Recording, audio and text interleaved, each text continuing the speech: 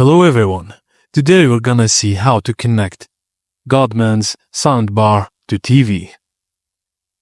Firstly, before connecting your soundbar, check which audio output connectors your TV has. You can find this information in your TV's user guide or by clicking on the black of the area of your TV.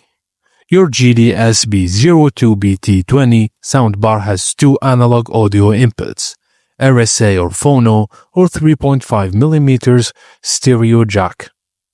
Plug one end into the RCA cable, red and white connectors into your TV's audio output ports. Plug the other end into the RCA input on the soundbar. Select aux input on your soundbar remote to enable the connection. Plug one end of the 3.5mm stereo cable into your TV's headphone socket, then select aux input into your soundbar remote. Turn on your TV and soundbar, play some audio and adjust the volume using the soundbar remote. If there is no sound, double check the connections and make sure aux input is selected. And that's it. Thank you for watching, and please don't forget to like and subscribe for more.